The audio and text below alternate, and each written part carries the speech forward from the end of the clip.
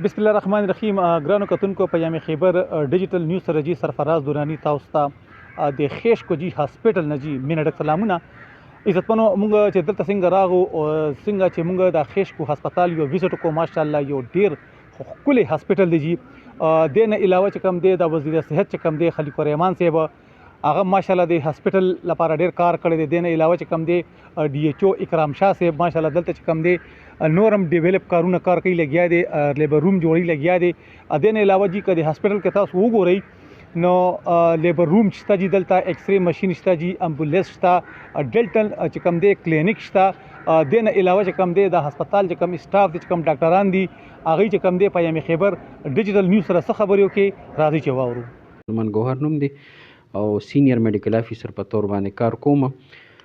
زمونږ دلته د ریسی په لیول چې کوم د روزانه د او پی ډي ریشو دغه تقریبا 1.5 نه 300 پورې مریضان مونږ ګورو او مونږ ته ډیر دغه سره ریګولرلی چې کوم دی د ډسټریکټ هیلث افیسر د سټور نه ریګولرلی دوايانې ملاویږي چې کوم زمونږ د ریسی د رینج دوايانې دي د هغې نه راته ښې دوايانې ملاویږي او مونږ کوشش دا وي چې کوم مونږ ته مریضان راځي که هغه په هر شکل وي نو هغه مونږ د هغې کوشش کوو چې په اویلیبل ریسورس کې د هغې ښه نه ښه ټریټمنټ وکړو.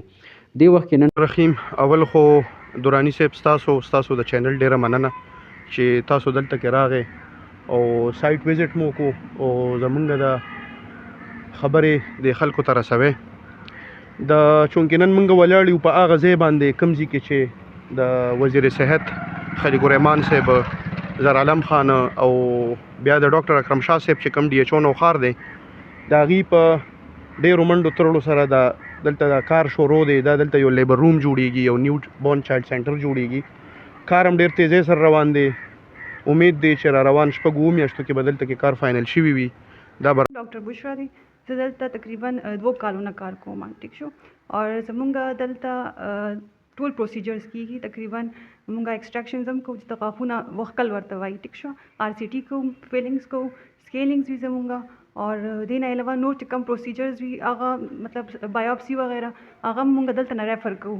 او دا ګرده کې مکان دي دلته راغلی ما خو شکر الحمدلله دوی ما ته فورن دا اکزیشن مو لګوه او ته اډر هم دا لګوي او زما ډېر دغه دی ډېر مطمئن یم ته سه پلس په مې چټه واغښته او بای بای زما ان شاء الله ټول کار دی کوي او ډېر ښه هسپتال دی او ښه ډاکټران دي.